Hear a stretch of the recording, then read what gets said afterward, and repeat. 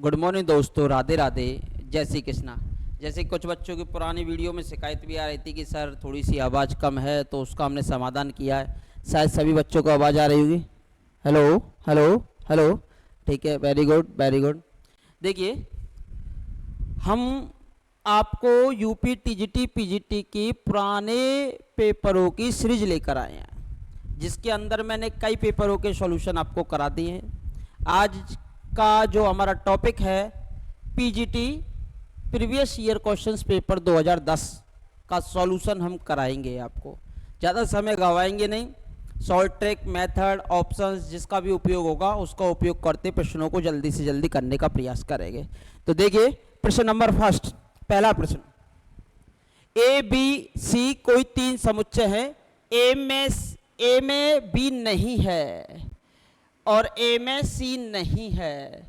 ए में से बी भी हट चुका है, ए में से सी भी हट चुका है, अर्थात ए में से वी और सी का इंटरसेक्शन हट चुका है। तो यानी कि ये आ जाएगा option number D is the correct answer. B भी हट गया और इसमें से सी भी हट गया। फॉर एग्जाम्पल के तौर पर it is a universal set you. ये ए है, ये वी है और ये आपका सी है। अब ए में से पहले बी को हटा दीजिए। ए में से बी हट गया तो आप देखेंगे ये वाला सेट आ गया।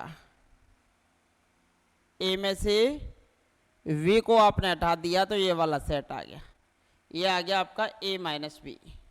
ये ए था, ये बी था और ये सी था। अब ए में से आप किसको हटा देंगे बेटा? ए में से सी को हटा दीजिए। ए में से सी को हटाएंगे तो सी आपका ये वाला है, तो ये हट जाएगा, तो ये वाला बचेगा ए में से सी हटकर। ए में से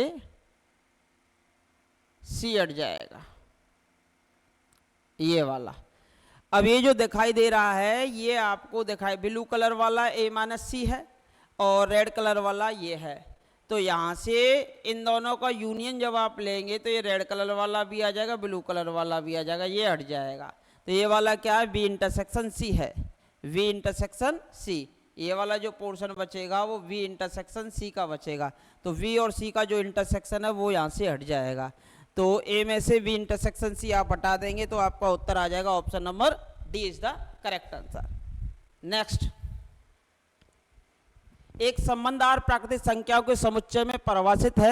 ए रिलेटेड है बी से यदि ए और बी सहभाज्य हैं।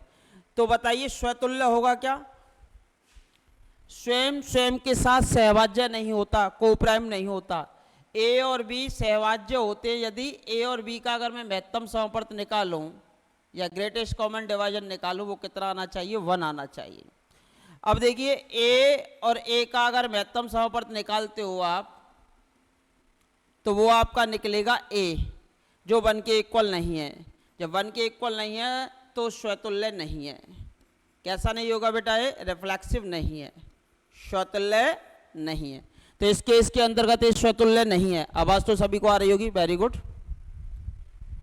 अब मुझे बताइए, जब ए और बी का महत्तम समापर्त 1 है तो बी और ए का भी महत्तम समापर्त 1 होगा। तो इस केस के अंतर्गत ये जो है वो सममित होगा। सममित का ऑप्शन इसमें भी है, सममित का इसमें भी है, स्वतुल्य का इसमें है। तो स्वतुल्य तो है ही नहीं, ये तुल्यता कह रहा है। तुल्यता के लिए तीनों होना जरूरी है, स्वतुल्य भी, सममित भी और संक्रामक भी। अब देखिए, बात करेंगे किसकी? संक्रामक की। अब मुझे बताइए संक्रामक होगा या नहीं होगा? संक्रामक होगा या नहीं होगा? आपको पता है कि अगर मैं 2 और 3 का महत्तम समवर्त निकालूं वो आएगा 1, और 3 और 4 का महत्तम समवर्त निकालूं वो भी आएगा 1, परंतु 2 और 4 का महत्तम समवर्त 1 नहीं आएगा। 2 और 4 का महत्तम समवर्त कितना आएगा? 2, जो 1 के बराबर नहीं है। जब ए का संबंध बी से है और बी का संबंध सी से है तो ए का सी से होना चाहिए था, जो कि नहीं है, और नहीं है तो ये संक्रामक भी नहीं है, संक्रामक नहीं। तो इसने कहा संक्रामक और सम्मित, स्वतुल्य और सम्मित, ये ऑप्शन गलत है। ये कह रहा संक्रामक भी है और सम्मित भी है, ये ऑप्शन भी कैसा है, गलत है। तो चारों की चारों ये ऑप्शन इस प्रश्न के कैसे थे, गलत थे। इनमें से कोई सा भी ऑप्शन सही नहीं है। तो स्क्रीनशॉट ले सकते हैं आप, लीजिए। नेक्स्ट फॉर वेस्ट, अगले प्रश्न की ओर मूव करेंगे धमाकेदार एंट्री के साथ, समय बर्बाद ना करते हुए धमाकेदार एंट्री के साथ नेक्स्ट फॉर वेस्ट अगले प्रश्न की ओर मूव करेंगे। अगला प्रश्न, एक सर्वेक्षण में दिखाई दिया कि 63% भारतीयों को कॉफी पसंद है, जबकि 76% को चाय पसंद है, और X% भारतीय दोनों कॉफी और चाय पसंद करते हैं। तो X की वैल्यू पूछिए। तो देखिए X की जो वैल्यू है, दैट्स मीन इंटरसेक्शन की बात करेंगे आप, A intersection B, order of A less than equal हो जाएगा minimum of order of A and order of B, and greater than equal हो जाएगा order of A union B order of A plus order of B minus order of A union B। अब देखिए order of A कितना था, 63 plus 76 minus का 100 से ऊपर जाएंगे नहीं। Order of A intersection B, that's mean X की वैल्यू पूछिए, less than equal minimum of, आपका एक तो 63 था और एक 76 था।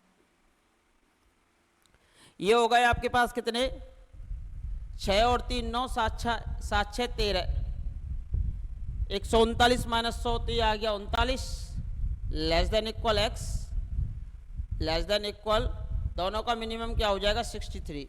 तो X की जो वैल्यू है वो 39 से 63 के बीच में लाइज करेगी। तो X का जो मान होगा वो 39 से 63 के बीच में होगा, 39 और 63 के मध्य होगा। और X की जो वैल्यू है वो 39 भी हो सकती है और आपकी 63 भी हो सकती है। इस प्रकार से आप प्रश्नों को आसान तरीके से सॉल्व कर सकते हो। अभी आपने देखा पहला जो प्रश्न था वो भी सेट का था, तीसरा प्रश्न भी सेट का है और दूसरा हमारा रिलेशन का है। नेक्स्ट फॉर वेस्ट अगले प्रश्न की ओर मूव करेंगे। ये तीन जो रेखाएं वो समवर्ती हैं, तो ABC के मान पूछे हैं। अब देखिए जब हम A को लिखेंगे तो इनका डिटरमिनेंट 0 होना चाहिए, A21 V31 C41, ये समवर्ती हैं। तो ABC पूछा है कौन सी श्रेणी में होंगे। अब इसमें कॉमन सेंस आप लगा सकते हो बेटा, लगाइए, क्योंकि सफलता ऐसे नहीं मिलती, कॉमन सेंस के आधार पर भी मिलती हैं। तुक्का नहीं लगाया जाता, जब हमारे सामने चीज़ें लिखी हुई हैं तो उनका हम उपयोग कर सकते हैं। अब देखिए दूसरी जो कॉलम है 2 3 4, ये AP में है। किस में बेटा, AP में है, AP में है। अगर मैं इसको भी 2 3 4 ले लूँ, 2 3 और 4 ले लूँ, तो ये भी किस में हो गई, AP में। ये भी किस में हो गई बेटा, AP में। और जब दो कॉलम समान हो गए तो डिटरमिनेंट का मान क्या होगा, 0। तो डेफिनेटली ABC जो है वो कौन सी श्रेणी में होंगे, आपके समांतर श्रेणी में होंगे। तो देखा किस तरह आसान तरीके से आपने इस प्रश्न को हल कर लिया। तो ABC भी कैसी श्रेणी में होंगे, समांतर श्रेणी में होंगे, क्योंकि 2 3 4 समांतर श्रेणी में थी। तो ABC का मान भी आप 2 3 4 ले सकते हो। तो आप बता दोगे कि ABC कैसी सीरीज में है, समांतर श्रेणी में है। नेक्स्ट फॉर वेस्ट लिखिए, स्क्रीनशॉट लीजिए, अगले प्रश्न की ओर मूव करेंगे धमाकेदार एंट्री के साथ में। लिखो बेटा सभी पीछे तक। हाँ बेटा लिख लिया सभी ने, वेरी गुड। आज माइक हाथ में ले रखा है जिससे आवाज आपको भरपूर मात्रा में प्राप्त हो। Next,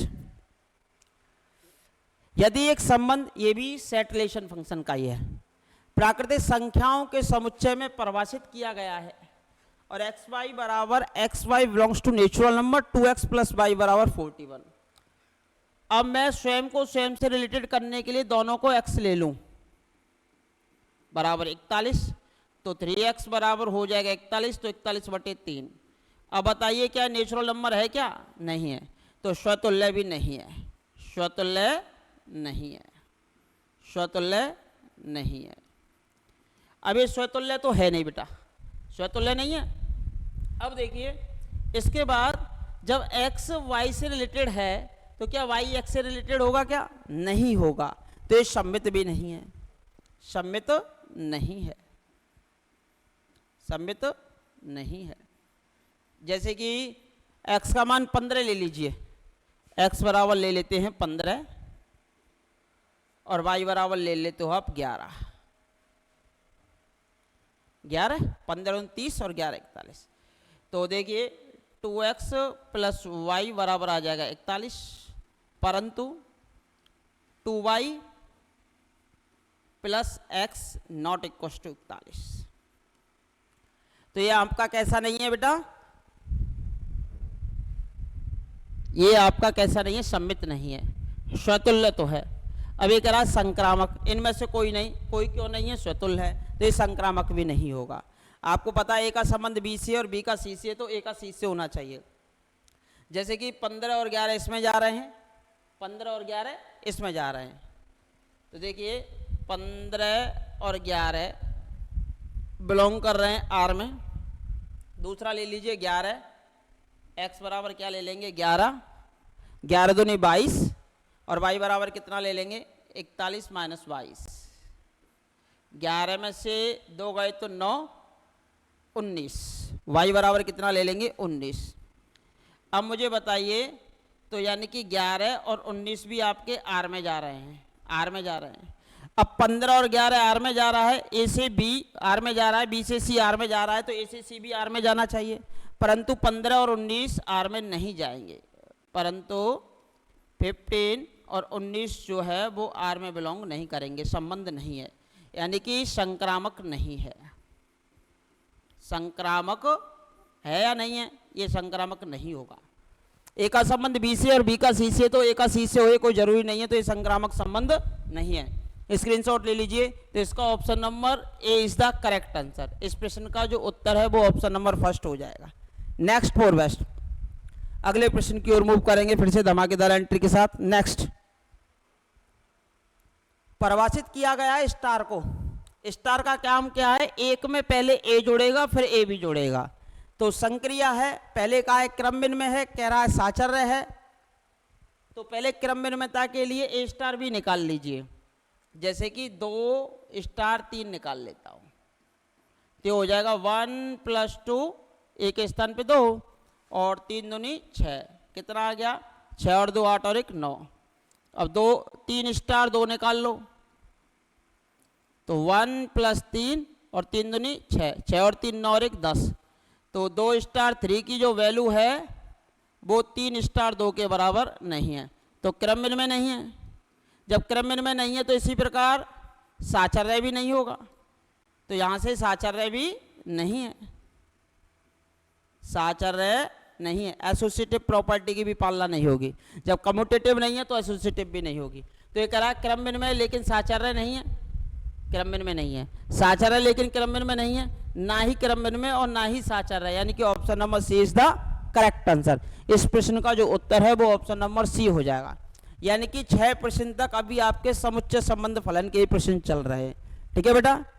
2010 PGT UP PGT post graduate teacher का एग्जाम पेपर का सॉल्यूशन हम आपको लेकर आए हैं, बहुत ही आसान तरीके से आप देख सकते हैं।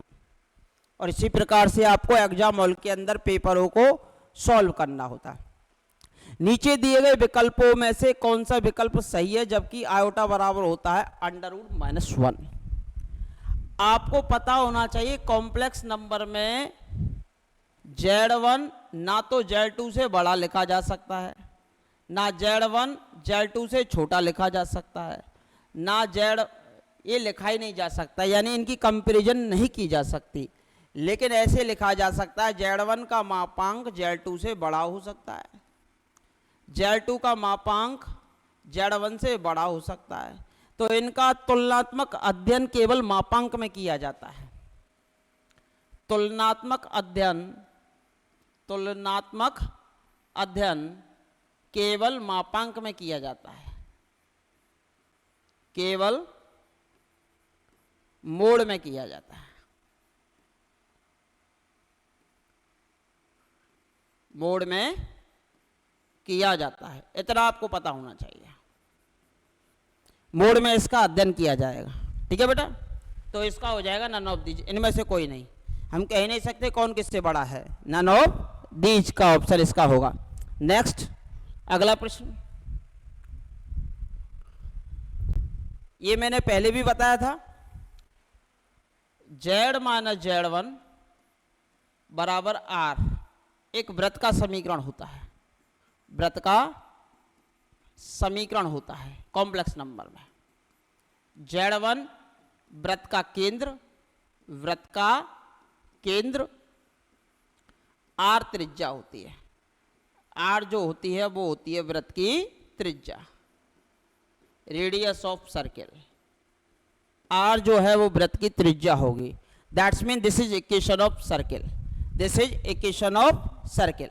नेक्स्ट फॉर बेस्ट, अगले प्रश्न की ओर फिर मूव करेंगे धमाकेदार एंट्री के साथ। आसान तरीके से प्रश्न हो रहे हैं।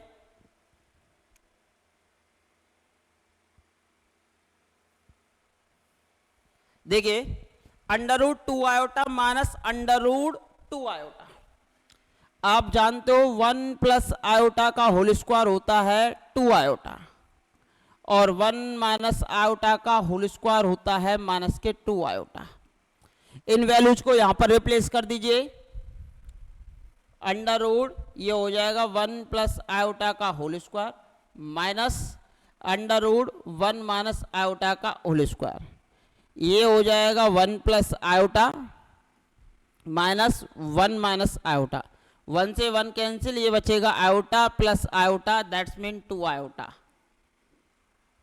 Iota plus iota that's mean 2 iota. और इसका पूछा मापांक, तो मापांक क्या हो जाएगा, मापांक निकालिए 2 आयोटा का, 2 आयोटा का जब मापांक निकालेंगे तो वो क्या आ जाएगा आपका 2 आ जाएगा, यानी कि option number C is the correct answer. 1 plus iota square होता है, 1 का स्क्वायर होगा 1, आयोटा स्क्वायर होगा -1, a प्लस बी का होल स्क्वायर करते हो तो 2a भी लगेगा, यानी कि 2 आयोटा, 1 से -1 कैंसिल हो जाएगा तो 2 आयोटा बच जाएगा। ऐसे यहाँ भी 1 से -1 कैंसिल हो जाएगा और माइनस का 2 आयोटा बचेगा। नेक्स्ट फॉर बेस्ट, प्रश्न नंबर 10, 1/b प्लस सी 1/c प्लस ए 1/a प्लस बी समांतर श्रेणी में है। तो आप जानते हो जब समांतर श्रेणी की बात की जाएगी तो बीच के पद का दुगना पहले और तीसरे पद के जोड़ के बराबर होगा, पहला प्लस तीसरा, फर्स्ट एंड थर्ड, फर्स्ट और लास्ट टर्म के जोड़ के बराबर होगा। बीच के पद का जो दोगुना होगा वो पहले और तीसरे पद के जोड़ के बराबर आपका आएगा।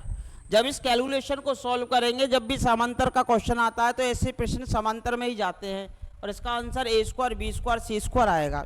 आप इसका लघुत्तम लीजिए, इसे सॉल्व कीजिए, 2c plus a b plus c और a प्लस b, क्योंकि मल्टीपल में बढ़ेगा a square b square c square, इस कारण a square b square c square में उत्तर लगाएंगे आप, a प्लस बी और यहाँ से हो जाएगा b plus c, a plus b और ये हो जाएगा b plus c, cross multiply कर दीजिए, तो b plus c a plus b और ये हो जाएगा a प्लस 2b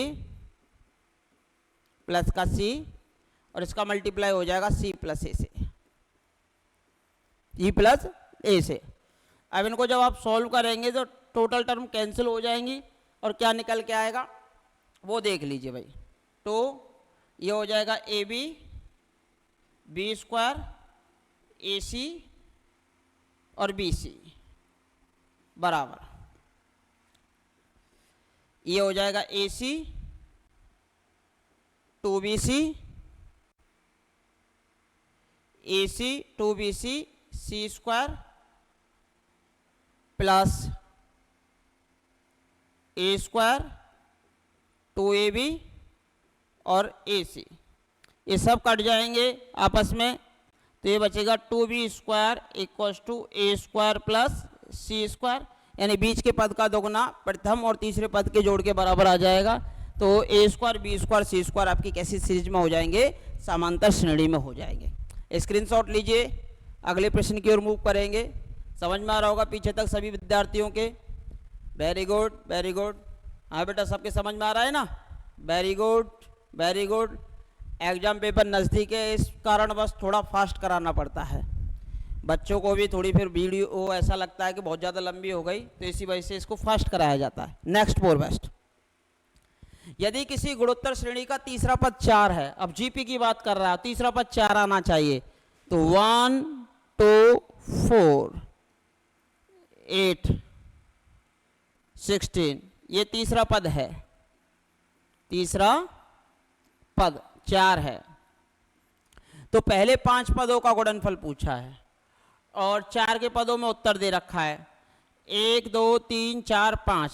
तो ये हो गया 8 दूनी 16, एक तो 4 हो गया, ये 16 हो गया और ये भी 16 हो गया, यानी कि 4 हो गया, ये 4 का स्क्वायर हो गया, ये भी 4 का स्क्वायर हो गया। 2 दूनी 4 और 1 5, 4 की घात 5 हो गया। उत्तर हो गया option number B is the correct answer. ऐसे प्रश्नों में ज़्यादातर हमने देखा है कि पुराने जितने भी पेपर आए थे इस सीरीज को लेके एग्जामिनर चलाए मोस्टली। अब एनवा पद दे दे या कोई सा भी पद दे दे, उसी के आधार पर हम आइडेंटिफिकेशन कर लेते हैं। तो नेक्स्ट फोर बेस्ट अगले प्रश्न की ओर फिर मूव करेंगे धमाकेदार एंट्री के साथ। नेक्स्ट अगला प्रश्न, ये तो सभी जानते हैं, फलन का प्रश्न है, फंक्शन का है। x वो वैल्यू है जहां से fx का मान 0 हो जाए, v वह वैल्यू है जहां से gx का मान 0 हो जाए। ए इंटरसेक्शन भी किस समीकरण का मूल होगा? यहाँ gx का मान क्या नहीं होना चाहिए? 0, जबकि 0 हो रहा है। यहाँ fx का मान क्या नहीं होना चाहिए? 0, जबकि 0 हो रहा है, तो ये दो होंगे ही नहीं। तो फर्स्ट हो जाएगा, दो फलनों के जोड़ दे रखे हैं, तो इसका डोमेन निकालेंगे, इसका निकालेंगे, इन दोनों के इंटरसेक्शन के जोड़ के बराबर हो जाता है। तो option number first is the correct answer. Next, समीकरण के वे मूल बताइए जो कि फलन का प्रांत हैं। अब देखिए ऑप्शन का भी उपयोग कर सकते हो अगर टाइम नहीं है तो आपके पास। लॉग कभी भी नेगेटिव के लिए डिफाइन नहीं होता। लॉग ए जो है वो हमेशा ग्रेटर देन 0 होता है। ए की जो वैल्यू है वो हमेशा क्या होती है बेटा? Greater than 0। ठीक है। अब जैसे कि यहां से अगर मैं बात करूं तो आपको अगर उत्तर भी लगाना होता तो कौन सा उत्तर लगाते? ऑप्शन का उपयोग कर सकते थे। जैसे कि मैं पहला ऑप्शन लूं या कोई सा भी ऑप्शन लूं, जैसे कि इसमें दे रखा है -1/3, इसमें भी -1/3, तो x बराबर -1/3 ले लीजिए। तो कितना होता है? log 1/9 प्लस का 1/3 और माइनस का 2, तो ये कितना हो जाता? log 9 लघुत्तम होता 1 प्लस 3 और 9 दूनी 18, यानी कि log जो है भीतर नेगेटिव में आता, जो कि डिफाइन नहीं है। तो माइनस का 1/3 तो उत्तर होगा ही नहीं। माइनस का 1/3 इसमें भी आ रहा, तो ये भी उत्तर होगा नहीं। अब माइनस का 5/3, माइनस का 5/3 और 1/3। अब 1/3 को भी रख के देख लीजिए, 1/3 और दे रखा है, तो 1/3 को रखेंगे तो इसमें क्या हो जाएगा बेटा? देखो 1/9 माइनस 1/3 और माइनस के 2। अब कितना आएगा? 9 ही लघुत्तम आएगा। यहाँ तो प्लस हो गया तो भी नेगेटिव में आया था, 1 - 3 माइनस के 9 दूनी 18, तो ये भी नेगेटिव में आएगा, तो ये भी डिफाइन नहीं है। अब ये तीन ऑप्शन अपने आप कट गए, तो option number C is the correct answer. तो option number C is the correct answer. तो इस प्रश्न का जो उत्तर हो जाएगा वो हो जाएगा option number C. Next four best अगले प्रश्न की ओर मूव करेंगे फिर से धमाकेदार एंट्री के साथ में। आप इसी प्रकार से एग्जाम पेपर के अंतर्गत प्रश्नों के हल निकाल सकते हो, इतना आपको पता होना चाहिए, बशर्ते आपका माइंड अच्छी गति से काम करना चाहिए। आपने देखा होगा एग्जाम हॉल के अंतर्गत आप जाके बैठ तो सकते हैं, लेकिन उसके लिए माइंड का सुचारू रूप से संचालन होना बहुत ज़्यादा जरूरी है। अगले प्रश्न की ओर मूव करेंगे। नेक्स्ट, समीकरण के कितने मूल हैं? अब नीचे x - 1 आ रहा है, तो x की वैल्यू किसके बराबर नहीं होनी चाहिए? 1 के बराबर। पहली चीज तो इसके कितने मूल हैं ये पूछा है। इसका लघुत्तम आएगा x - 1, इसका गुणा होगा x² माइनस का s और ये बच्चा माइनस का 2। इसका आएगा एक्स स्क्वायर माइनस का 1 और ये माइनस का 2 अपॉन एक्स माइनस 1। ये कैंसिल हो जाएगा, एक्स स्क्वायर से एक्स स्क्वायर कैंसिल हो जाएगा, तो ये x square minus x minus 2 x square minus के 3, एक्स स्क्वायर माइनस के 3, एक्स स्क्वायर से x square minus x minus 2 बराबर माइनस 3, तो माइनस एक्स बराबर कितना आ जाएगा, 2 को उधर भेजेंगे तो माइनस 1, तो एक्स बराबर कितना आ गया 1। अब जबकि पहली कंडीशन है एक्स की वैल्यू क्या नहीं होनी चाहिए, 1 नहीं होनी चाहिए, 1 नहीं होनी चाहिए, तो इस समीकरण के कितने मूल हैं, 0 मूल हैं, 0 मूल होंगे, एक भी मूल ना निकलेगा। Number of zeros of the given equation are equal to 0, इसका कोई भी मूल नहीं निकलेगा, तो समीकरणों की जो संख्या वो क्या हो जाएगी, इस प्रश्न के लिए 0 हो जाएगी। बड़े बेटा नेक्स्ट फॉर वेस्ट, अगले प्रश्न की ओर मूव करते हैं। एनपीआर बराबर 720, यहीं से पता चल गया 720 फैक्टोरियल 6, यानी कि फैक्टोरियल 5 इंटू 6, फैक्टोरियल 5 होता है 120 और 6 बारिशिंग 72, 720, तो n का जो मान है वो कितना हो गया बेटा आपका 6 हो गया, n की जो वैल्यू है वो हो गई 6, यानी कि option number A is the correct answer. तो इस प्रश्न का जो उत्तर है वो कितना हो जाएगा, ऑप्शन नंबर ए। इसी प्रकार से प्रश्नों को सॉल्व किया जाता है बेटा। अगले प्रश्न की ओर मूव करेंगे धमाकेदार एंट्री के साथ, नेक्स्ट फॉर बेस्ट। लीजिए बेटा अगला प्रश्न, अगला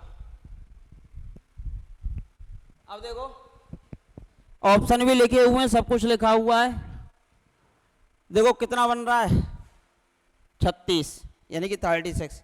इसी को देखकर उत्तर का आकलन किया जाता है 36।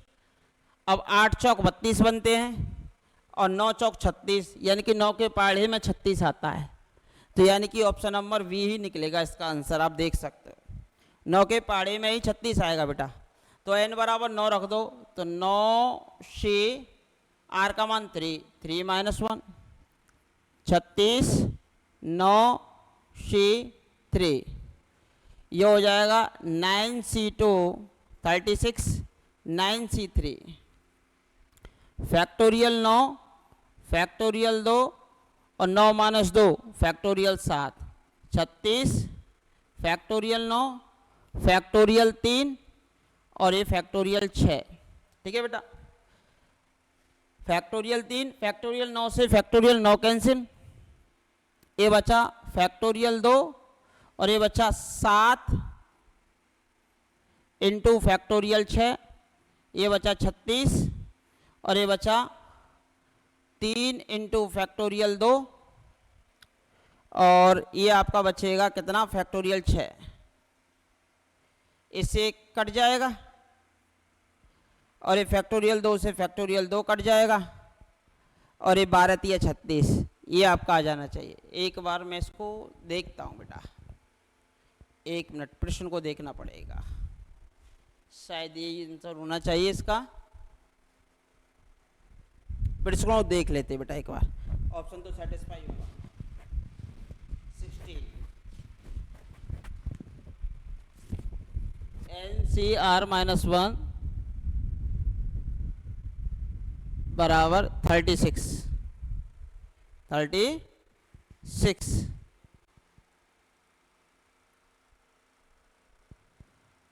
और अच्छा ये मैंने मल्टीप्लाई में कर दिया बेटा, एक कॉमा लगा हुआ है, एक कॉमा लगा हुआ है, मैंने मल्टीप्लाई में कर दिया जल्दबाजी में।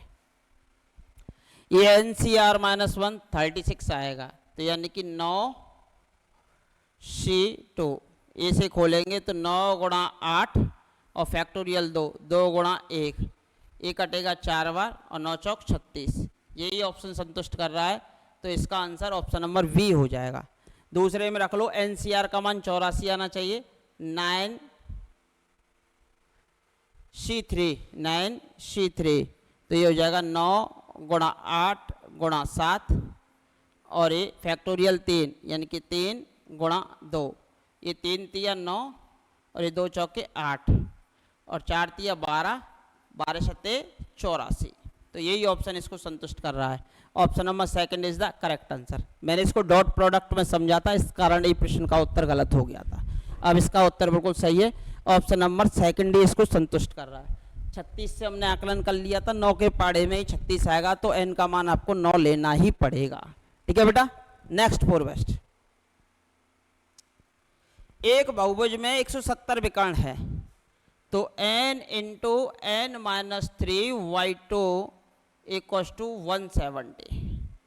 अब ये हो जाएगा n स्क्वायर माइनस 3n, 17 दूनी 34, 340। अब 17 दूनी 34, ये साफ साफ पता चल रहा है 20 और 17 फैक्टर हो जाएंगे, n माइनस के 20 और n प्लस के 17, तो n का मान आ जाएगा 20, माइनस के 17 तो हो नहीं सकता, तो 20 विकर्ण हो जाएंगे। क्या हो जाएंगे? 20 विकर्ण हो जाएंगे। तो इसका उत्तर जो हो जाएगा वो हो जाएगा, ये 2 लगा होता है, ये 17, 17 दूनी 34, 17 दूनी 34, 340, तो 17 गुणा 20 ही बनता है। तो जो बड़ा वाला होता है वही उत्तर आता है हमेशा। 3 का अंतर रख लीजिए, 3 का अंतर रख लीजिए और 340 के ऐसे फैक्टर कीजिए कि अंतर जो है वो 3 आ जाए, तो बड़े वाले को उत्तर ही दे देते हैं, यानी कि 20 ही आपका उत्तर हो जाएगा। नेक्स्ट फॉर बेस्ट, स्क्रीनशॉट ले लीजिए बेटा। इसमें दे रखा है इसका मान, अब n का मान मैं 1 ले लेता हूं, n बराबर 1 पर k जो है स्टार्ट होगा वो 0 से, 0 टू n बराबर 1 तक, माइनस 1 की पावर k और 1c k। ठीक है बेटा। एक बार तो हम इसमें वैल्यू रखेंगे कितने? 0, ये nc k है बेटा, nc k। एक बार तो रख दीजिए 0 k का मान, तो माइनस 1 की पावर 0 और 1c0, और एक बार रख दीजिए k का मान 1, क्योंकि n की वैल्यू 1 तक लिया, 2 खुलेंगे, एक 0 के लिए, एक 1 के लिए, और एक आ जाएगा 1c1। ये तो हो गया आपके पास कितना?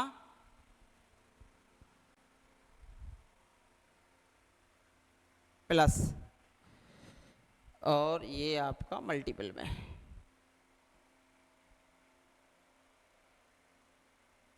ठीक है बेटा। ये हो गया आपका 1 और माइनस 1 माइनस 1, 1 माइनस 1 बराबर 0, और किसी ऑप्शन से 0 आ नहीं रहा, तो option number D is the correct answer. Option number D is the correct answer. जहां पर n में प्रश्न आ जाए, जहां पर n में या k में या समीशन में प्रश्न आ जाए, उसे आप आसान तरीके से सॉल्व कर सकते हो। तो प्रश्न नंबर 18 का जो उत्तर हो जाएगा वो हो जाएगा option number D is the correct answer. Next, x5 का गुणांक पूछा है। मैंने आपको द्विपद प्रमेय में गुणांक बता रखे हैं, जैसे कि a प्लस बी की घात 4 का अगर आप निकालते हो तो उसके गुणांक होते हैं 14,641। 5 के निकालने हो, जब 5 के निकालने हो तो एक आगे एक पीछे, इन दोनों को जोड़ो, 4 और 1 5, 6 और 4 10, 6 और 4 10, 4 और 1 5। ये प्लस बी की घात 5 के गुणांक होते हैं। 6 के निकालने हो तो 6 के निकाल सकते हो। अब देखिए, इसमें 5 के गुणांक थे, इसमें 4 के गुणांक थे, तो पहले तो मैं 4 के गुणांक लिख लेता हूं। 14,641 14641, तो 1 plus 4x plus 6x square plus 4x cube और प्लस के x4। अब मुझे लिखने हैं 5 वाले गुणांक। देखो कितनी जल्दी प्रश्न आएगा। पहले तो 1 ही आएगा, 1 प्लस, अभी होगा 4 और 1 5, 5x स्क्वायर। अब 6 और 4 10, 10x4। फिर अगला होगा 6 और 4 10, 10x6। अब मुझे तो x के 5 गुणांक तक के मतलब था। अब आपसे जो पूछा है इसमें x की घात 5 का गुणांक पूछा है। अब x की घात 5 का गुणांक कब कब बन सकता है? अब 5 बन सकता है, इसका तो 3 हो, इसका 2 हो, इसका 3 और इसका 2 हो, यानी 4 गुणा 5, एक तो बनेगा 4 गुणा 5 प्लस, और 5 कब बन सकता है? इसका 4 हो और इसका 1 हो, इसका 4 और इसका 1, यानी कि 4 गुणा 10, 4 गुणा 10, और कहीं नहीं बन रहा। तो 5 चौका 20 और 10 चौक 40, 40 और 20 कितना हो गया, 60 हो गया। तो इसका option number B is the correct answer. इस प्रश्न का जो उत्तर होगा वो हो जाएगा ऑप्शन नंबर वी। देखो मैंने गुणांक बता रखे हैं, 14,641 होता है a प्लस बी की घात 4 के, और ये जो बन रहा है ना 15, 10, 10, 5, 1, ये a प्लस बी की घात 5 के गुणांक होते हैं। 1331 a प्लस बी की घात 3 के गुणांक होते हैं। इनका उपयोग करके प्रश्न को थोड़ा सा जल्दी सॉल्व कर सकते थे आप, और उसी कॉन्सेप्ट का आपने उपयोग किया और प्रश्न को बहुत आसान तरीके से जल्दी हल किया। स्क्रीनशॉट ले सकते हैं, लीजिए। अगले प्रश्न की ओर मूव करेंगे फिर से धमाकेदार एंट्री के साथ में, ठीक है बेटा। नेक्स्ट फॉर बेस्ट, बहुपद के गुणांकों का योग पूछा है, तो योग के लिए सीधा x बराबर 1 रखिए। 1 + 1 - 3 की पावर 15, 2 - 3 - 1 की पावर 15, विषम संख्या पावर में है तो -1 ही आपका क्या आ जाएगा, जीता जागता एग्जाम्पल का उत्तर आ जाएगा। यानी कि प्रश्न नंबर 20 का जो उत्तर होगा वो हो जाएगा -1। नेक्स्ट फॉर बेस्ट, ये पूछा है इसका योगफल। ये अच्छा प्रश्न है, कई बार पूछा जाता है। तो ऊपर जो बन रहा है वो बन रहा है समीशन n², क्योंकि 1 का स्क्वायर, 2 का स्क्वायर, 3 का स्क्वायर, तो ये हो जाएगा n², और ये 2 से स्टार्ट हो रही है यानी कि n+1 का होल स्क्वायर, और नीचे लग रहा है फैक्टोरियल n, ठीक है। इसे जब आप खोलेंगे तो summation n² + 2n + 1 upon factorial n, ठीक है बेटा, फैक्टोरियल n। तो ये समीशन लग जाएगा अलग अलग, n की घात 4 बटे फैक्टोरियल n तो summation n³ upon factorial n, और plus summation n² upon factorial n। इनकी वैल्यू मैंने आपको पहले ही याद करा रखी है बेटा। n² अपॉन फैक्टोरियल n की वैल्यू होती है समीशन में 2e, ये याद भी हो कि ऊपर स्क्वायर लग रहा हो नीचे फैक्टोरियल लग रहा हो, इसकी होती है 2e, ठीक है बेटा। ऊपर q लग रहा हो नीचे फैक्टोरियल लग रहा हो, इसकी वैल्यू होती है 5e। कितनी होती है, 5e। इसकी 2e होती है, इसकी होती है 5e, और इसकी होती है 15e। 21वां जो प्रश्न है इसकी होगी 15e। इसकी कितनी होती है बेटा, 15e। इसमें हो रहा 2 का गुणा, तो 2 से गुणा कर देंगे, प्लस लगा देंगे और उत्तर आ जाएगा। 5 दूनी 10 और 15 25 और 2 27e आपका उत्तर होगा, 27e। Option number first is the correct answer of the given question number 21। इसमें ध्यान दो, 1 अपॉन फैक्टोरियल n का मान जो है वो तो आ जाएगा सीधा ही e, ये e होता है। स्क्वायर लगा हो तो ये 2e हो जाएगा स्क्वायर की वजह से, घात 3 लगी हो तो 5 कर देते हैं 5e हो जाता है, और 4 घात लगी हो तो 15 हो जाता है, 15e। और डायरेक्ट आपका आंसर आ जाएगा कितना, 27e is the correct answer. Next for best, इसमें पूछा है मापांक of x is less than 1 है, और सभी की सभी प्लस में आएगा, सभी की सभी प्लस में। आप चाहो तो ऑप्शन का भी उपयोग करके निकाल सकते हो, और आप चाहो तो मेथड का भी उपयोग करके निकाल सकते हो। अब यहाँ से मैं अगर चर्चाएं करूं, जैसे कि log 1 - x को निकालते हो, ये सभी की सभी माइनस में आएंगे। जैसे कि इस ऑप्शन को लेके चलिए, x 1 - x का इनवर्स, ठीक है, प्लस log 1 - x। तो देखिए x 1 - x का इनवर्स होगा 1 + x + x² plus dot dot dot dot. log 1 + x होता है -x -x² upon 2 -x³ upon 3 minus dot dot dot dot. अब देखो ये x हो गया, x x² x³ dot dot dot ये बना माइनस का एक्स माइनस के एक्स स्क्वायर अपॉन 2 और माइनस के एक्स क्यू अपॉन 3। हाँ बेटा इनको घटाइए, माइनस कीजिए। एक्स में से एक्स गया तो कट गया, ये एक है, ये 1/2 है, तो एक में से आधा गया तो आधा ही बचा, आधा एक्स स्क्वायर। ये एक है, ये 1/3 है, 1 minus 1/3 2/3 x Q, 2/3 x Q, यानी कि यही बन गया 1/2 एक्स स्क्वायर 2/3 एक्स क्यू, यानी कि यही बन के आ गया। तो option number B is the correct answer. तो इस प्रश्न का जो उत्तर है वो ऑप्शन नंबर बी ही हो जाएगा। तो इस प्रश्न का जो उत्तर है वो क्या हो जाएगा, ऑप्शन नंबर बी हो जाएगा। इस वाले में प्लस में था, इस वाले में प्लस में था, एक माइनस में था। जो सबसे अलग था पहले हमने उसी को चेक किया, क्योंकि 2 प्लस में है, फिर एक और प्लस का चेक करते, तीसरा आपका उत्तर हो जाता। तो हमने इसको ये सबसे अलग दे रखा था माइनस वाला, तो इसको हमने सर्वप्रथम चेक किया और दूसरे को हमने चेक नहीं किया। नेक्स्ट फॉर बेस्ट, अगले प्रश्न की ओर मूव करेंगे धमाकेदार एंट्री के साथ। नेक्स्ट, यदि ए कोई m क्रॉस n कोटि की आव्यूह है, यानी मैट्रिक्स है, ए बी और बी ए दोनों परिभाषित हों, तो बी का ऑर्डर पूछा है। ए बी कब परिभाषित होगी बेटा, जैसे m क्रॉस n है और उसने कहा है v की कोटि अगर मैं n क्रॉस m ले लूं, v की कोटि में क्या ले लूं, n क्रॉस m, तो एक नई मैट्रिक्स आएगी C। पहली में स्तंभों की संख्या, दूसरी में पंक्तियों की संख्या के समान होनी चाहिए, तो ये बनेगी नई मैट्रिक्स m क्रॉस m की, m क्रॉस m की।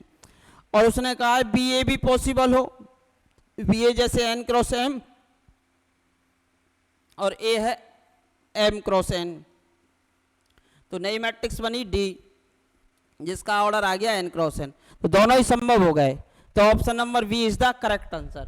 और किसी से पॉसिबल हो नहीं रहा, ये m क्रॉस n है और n का मान m के बराबर होगा नहीं, तो ऑप्शन नंबर फर्स्ट गलत। ये n क्रॉस n ले लेंगे तो n का मान n के बराबर, तो m क्रॉस n आ जाएगी, उल्टा लेंगे तो फिर ये इसके बराबर नहीं आएगा, तो ये भी ऑप्शन गलत, ऐसे ही ये गलत हो जाएगा। तो option number B is the correct answer, option number B is the correct answer. तो इस प्रश्न का जो उत्तर हो जाएगा आपका हो जाएगा कौन सा, option number we, option number we, option number we, option number B. 23 प्रश्न आपने आसान तरीके से सॉल्व कर लिया। सिमेट्री है, सिमेट्रिक कंडीशन होती है ए आई जे बराबर ए जे आई, या ए का ट्रांसपोज इक्वल टू ए, ये दो कंडीशन होती हैं। तो ए वाली वैल्यू इसके बराबर हो जाएगी, यानी कि 2x minus 3 equal to x plus 2। X को उधर ले जाओ, 2x माइनस एक्स, एक्स बचा, 3 और 2 कितना आ गया, 5 आ गया, x का मान आ गया 5। Option number B is the correct answer, option number B is the correct answer of the given question number 24। तो प्रश्न नंबर 24 का जो उत्तर है वो हो जाएगा आपका कितना, 5, अर्थात ऑप्शन नंबर बी। सिमेट्रिक है ना, तो A12 बराबर हो जाएगा A21 के, A12 बराबर हो जाएगा आपका A21 के। नेक्स्ट फॉर बेस्ट, कौन सा विकल्प सही ना बेटा, ट्रांसपोज का ट्रांसपोज ए आता है, सही बात है। ए बी की whole power n A n into B n, where A B commutative, that's mean क्रमभिन्न में है। जब क्रमभिन्न में है तो उल्टा सीधा एक समान, जैसी आराम उल्टा सीधा एक समान।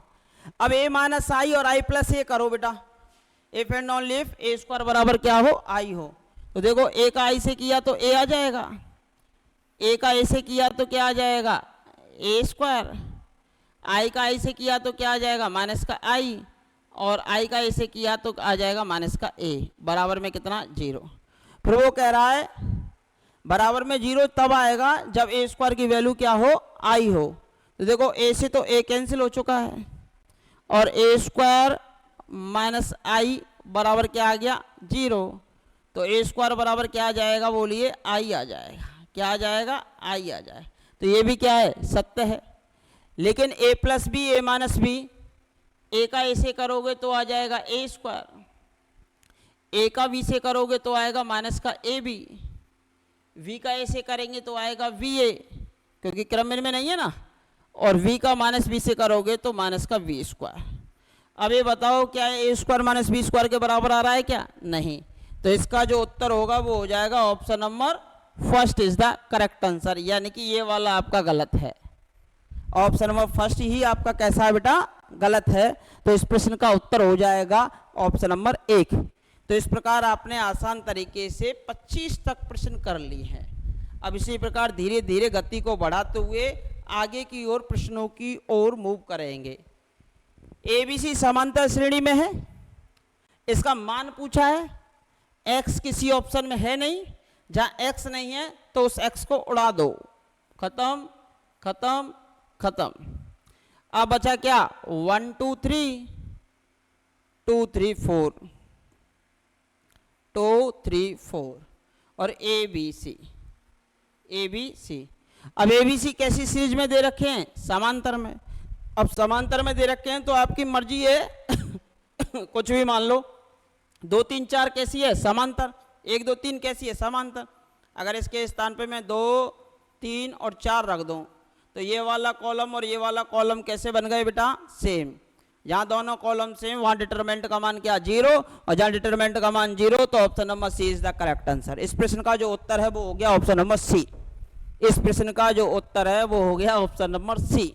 इसी प्रकार से एग्जाम हॉल के अंदर प्रश्नों को सॉल्व किया जाता है, इसी प्रकार से जैसे मैंने आपको बताया। भैया सीधी सी बात है, एक्स उड़ गया, कहाँ उड़ गया? घर की तरफ उड़ गया। बचे कांस्टेंट। फिर देखा समांतर श्रेणी दे रखी थी तो हमने समांतर श्रेणी मान ली, कॉलम के अनुसार डिटरमिनेंट का मान क्या हो गया? 0, क्योंकि दोनों पदों में समांतर श्रेणी ही दे रखी है। तो तीसरे पद में भी समांतर लेंगे तो डिटरमिनेंट का मान क्या हो जाएगा? 0 हो जाएगा। नेक्स्ट फोर बेस्ट, लैम्बडा और म्यू का मान ज्ञात कीजिए जबकि निम्नलिखित समीकरणों का कोई हल ना हो। अब ध्यान देने वाली बात है, इस प्रश्न को हम हल किए बिना ही आंसर बता देंगे। एक होती है आपकी संवर्धित मैट्रिक्स यानी कि आर्गुमेंटेड मैट्रिक्स ए वी, इसको बोलते हैं एम। अब जो ए की रैंक है वो तो हो जाए कम और एम की जो रैंक है वो ज्यादा रहे, यानी कि रैंक ए 3/3 की है तो रैंक ए तो हो जाए 2 और रैंक एम हो जाए आपकी 3। रैंक एम 3 हो जाए, यानी कि जो आप जो 0 बनाते हो 2/2 की मैट्रिक्स में, यहां एक लैम्बडा बनेगा और ये लैम्बडा वाली टर्म है ना, इसकी वैल्यू क्या आनी चाहिए? 0, जो भी गुणांक होगा है ना इसके अकॉर्डेंस। और यहाँ पर जो आर्गुमेंटेड मैट्रिक्स का जो गुणांक आएगा पीछे वाला 6 10 म्यू, यानी कि म्यू माइनस कुछ जो बनेगा उसकी वैल्यू जो है वो 0 के बराबर ना होनी चाहिए। तो यानी कि जो पूरी वाली मैट्रिक्स है उसका जो लास्ट गुणांक है वो 0 के बराबर नहीं होना चाहिए। तो यानी कि म्यू की वैल्यू 0 के बराबर नहीं होनी चाहिए, यानी कि म्यू की वैल्यू 10 के बराबर नहीं होनी चाहिए। यानी म्यू का जो गुणांक है वो बनेगा यहाँ पर mu minus 10 not equal to 0। और यहाँ लैम्बडा का जो गुणांक है वो बनेगा लैम्बडा माइनस 3 और इसका मान क्या होना चाहिए? 0। तो लैम्बडा बराबर तो आना चाहिए 3 और म्यू की वैल्यू किसके बराबर ना होगी? 10 के बराबर ना होगी। तो ये उत्तर हो जाएगा आपका।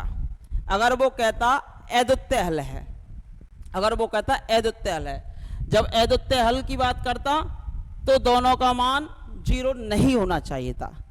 जब दोनों का ही मान क्या नहीं होना चाहिए था? 0, जब अद्वितीय हल की बात करता। और जब अनंत हल की बात करता तो दोनों का मान 0 होना चाहिए था। तो इस केस में तो आएंगे अनंत हल, दोनों का मान 0 होगा तो इस केस में तो कितने हल आएंगे? अनंत हल। इस वाले केस में आएंगे कोई हल नहीं, कोई हल नहीं, दोनों की रैंक समान नहीं है ना, कोई हल नहीं, कोई हल नहीं। अब इसमें क्या आएगा? ये कह रहा है कि लैम्बडा का मान तो 3 के बराबर ना हो, लैम्बडा का मान 3 के बराबर ना हो, म्यू का मान भले किसके भी बराबर हो, तो इससे कोई मतलब नहीं है। तो तीसरी जो कंडीशन है वो अद्वितीय हल के लिए आ जाती है। ठीक है बेटा। नेक्स्ट फोर बेस्ट, पाइवटिंग मेथड होता है रैंक वाला, कराया हुआ है क्लासरूम के अंदर प्रश्न को। प्रक्षेप का क्षैतिज परास उसकी महत्तम ऊंचाई का 4 गुना है। क्षैतिज परास आर बराबर क्या होता है बताइए, u square sine 2 alpha upon g, ये जो है महत्तम ऊंचाई का 4 गुना है, 4h बराबर कितना हो जाएगा, यू स्क्वायर, सॉरी 4 गुना करना है ना,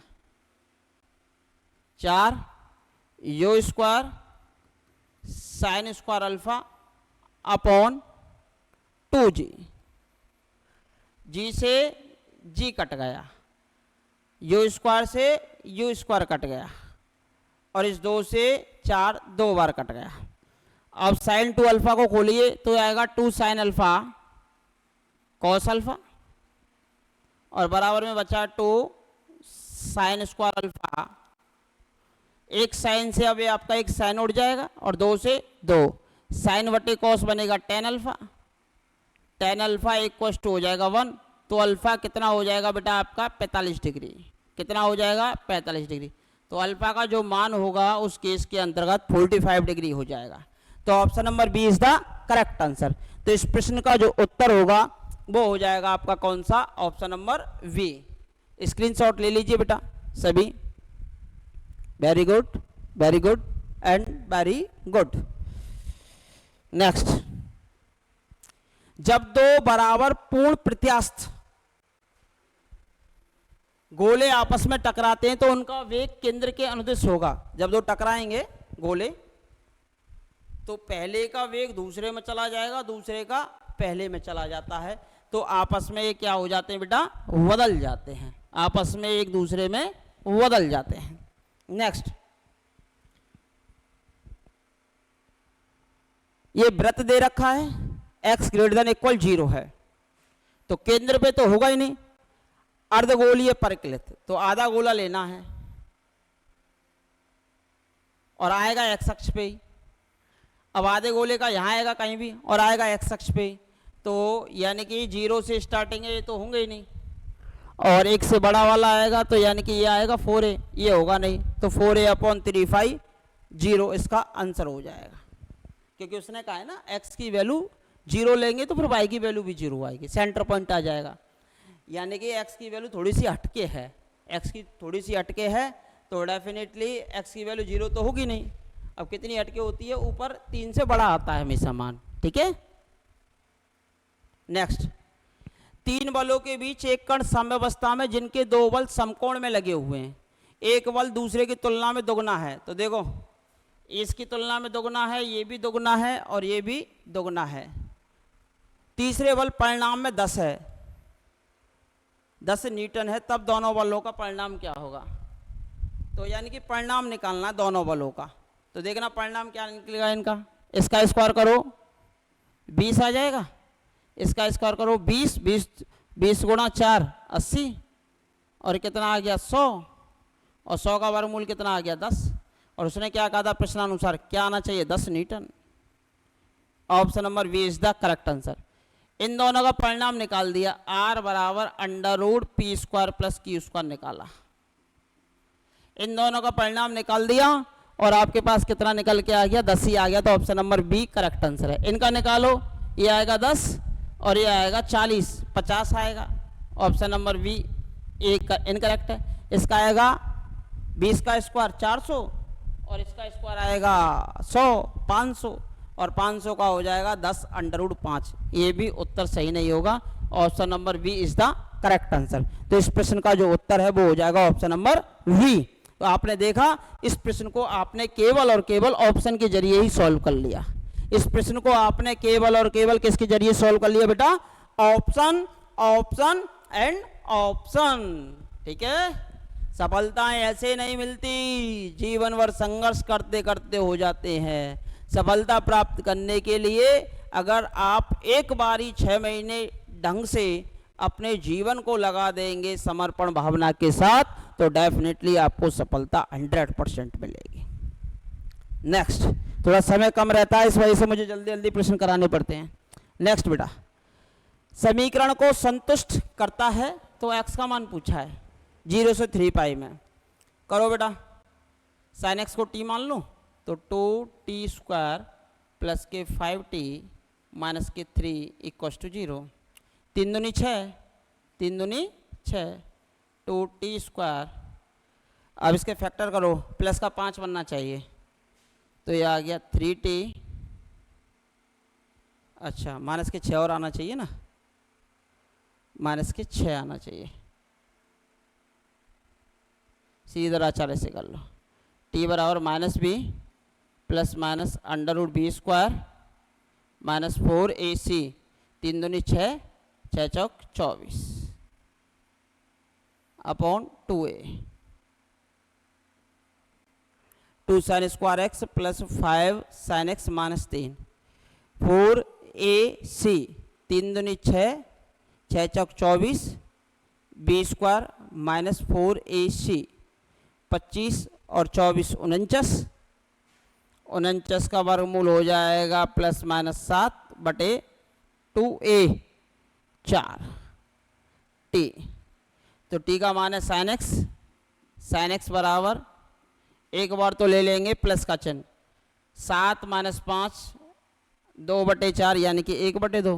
एक बार माइनस का चिन्ह लो, साइन एक्स बराबर माइनस 7 माइनस 5 माइनस 12, और माइनस 12 में 4 का देंगे तो 4 तिया 12 यानी कि माइनस का 3। तो साइन एक्स की वैल्यू कभी माइनस 3 आ ही नहीं सकती। ठीक है, अब मुझे बताओ, आप जानते हो sine 180 minus theta, sine 180 minus theta भी क्या होता है, साइन थीटा। अब π/2 यानी कि π/2 जो है वो वैल्यू किसकी होती है, और 0 से 3π में पूछा है इंटरवल में। ठीक है बेटा, एक तो हमारा पूरा रोटेट करेगा, एक तो पूरा रोटेट हो गया 360 डिग्री। अब ये 1/2 होता है साइन 30 का मान, एक तो हो गया 30 π/6 का, और एक यहाँ आएगा पाई माइनस π/6, यानी कि 5π/6 2 हो गए।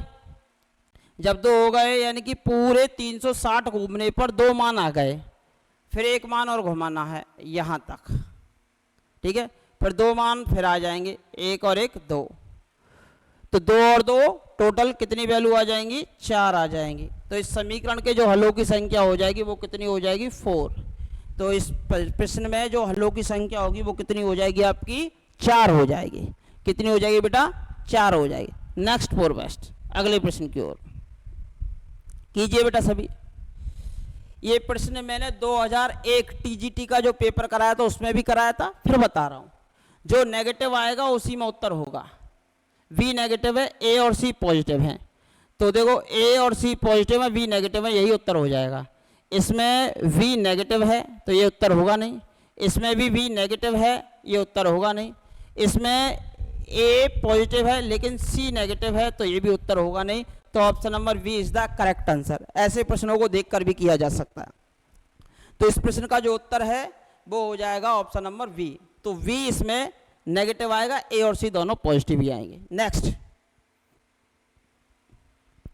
एक त्रिभुज की भुजाएं 15, 20, 25 हैं, और तो त्रिभुज के परिवृत्त की त्रिज्या बताओ। देखो समकोण बनेगा, ये 15 का स्क्वायर 225, 20 का स्क्वायर 400, और ये हो गया 625, और 625 का जो वर्गमूल होता है वो होता है 25। तो ये जो त्रिभुज है वो समकोण त्रिभुज हो गया। एक हो गई 15, एक हो गई 20, और एक हो गई 25। और त्रिभुज का जो क्षेत्रफल है, त्रिभुज का क्षेत्रफल वो होता है 1/2 आधार गुणा ऊंचाई। आधार हो गया 15, ऊंचाई हो गई 20, ये हो गया आपका 150 सेंटीमीटर स्क्वायर। अब इसमें पूछा है आपसे क्या, त्रिभुज के परिवृत्त की त्रिज्या। तो त्रिभुज के परिवृत्त की त्रिज्या यानी कि ये त्रिभुज है और इसके परिवृत्त की त्रिज्या चाहिए, और ये होता है ABC अपॉन 4, ABC अपॉन 4 त्रिभुज का क्षेत्रफल। ABC यानी कि तीनों का मल्टीप्लाई कर दीजिए, 15 गुणा 20 गुणा 25 भाग 4 गुणा 150। 15 से कट जाएगा कितनी बार, 10 बार, 10 बार, और 10 से कट जाएगा ये कट जाएगा 2 से 2 बार, तो 25/2 यानी कि 25 का आधा कितना होता है बेटा 12.5। कितना होता है 12.5, 12.5 यानी 12.5 सेंटीमीटर ही इसका क्या हो जाएगा, जीता जागता उत्तर हो जाएगा। 12.5 सेंटीमीटर ही इसका क्या हो जाएगा, उत्तर हो जाएगा। अब हमने इसको पहचान लिया, एक तो समकोण त्रिभुज था, 1/2 आधार गुणा ऊंचाई, हमने इसका क्षेत्रफल निकाला, और परिवृत्त की त्रिज्या होती है ABC/4 इंटू त्रिभुज का क्षेत्रफल, और वैल्यू रख दी, और 12.5 सेंटीमीटर आपका क्या निकल के आ गया, उत्तर आ गया। नेक्स्ट फॉर वेस्ट, अगले प्रश्न की ओर मूव करेंगे। तो कॉस इनवर्स को बदल दीजिए इसमें, और कॉस थीटा बराबर होता है आपका कितना बेटा, ये आप जानते हैं, लाल बट्टे कक्का बचपन से पढ़ते आ रहे हैं, आधार बट्टे कर्ण, आधार बट्टे कर्ण, आधार कितना 4, कर्ण कितना है 5, तो 25 माइनस 16 9 का वर्गमूल हो जाएगा 3, ये आ गया लंब। अब tan में बदलो, ये तो tan पहले से ही था, इसको tan में बदल दो अंदर, तो tan इनवर्स लंब बटे आधार, लंब कितना 3, आधार कितना 4, तो 3/4, और ये tan inverse 2/3, tan a plus tan b 1 minus tan a tan b, सूत्र लगा दीजिए, tan से tan हट जाएगा, तो ये आएगा tan inverse a plus b, 3/4 में 2/3 जोड़ दो, 1 minus tan a tan b, 3/4 में 2/3 का गुणा घटा दो, ठीक है, tan से tan हट जाएगा, 3 3 9 और 4 दूनी 8, 9 प्लस 8/12, और ये 12 माइनस 6/12, 9 और 8 होते हैं 17, और बटे 6 आ जाएगा, 12 से 12 कैंसिल हो जाएगा, 17/6, that's mean option number C is the correct answer. इस प्रश्न का जो उत्तर है वो ऑप्शन नंबर सी होगा।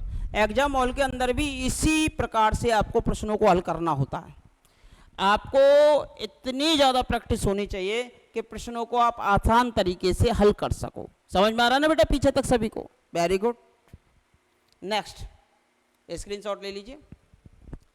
अब इसने कह दिया दोनों स्वतंत्र घटनाएं हैं, जब स्वतंत्र होती हैं तो P A इंटरसेक्शन B बराबर होता है PA इंटू PB, जब स्वतंत्र हों दोनों के गुणनफल के बराबर होता है, तो ये जो है वो आ जाएगा PA कॉम्प्लीमेंट इंटू PV, स्वतंत्र दे रखा है तो दोनों के गुणनफल के बराबर, that's mean option number V is the correct answer, option number V is the correct answer. Screenshot लीजिए, ले लिया होगा सभी ने। इससे अगले प्रश्न की ओर मूव करें धमाकेदार एंट्री के साथ। हाँ बेटा नेक्स्ट अगला प्रश्न, A5 बराबर E, AB A इनवर्स बराबर B स्क्वायर है। एक प्रश्न कई बार आया हुआ है, देखो B स्क्वायर दे रखा है, AB A इनवर्स, तो B की घात 4 निकालो,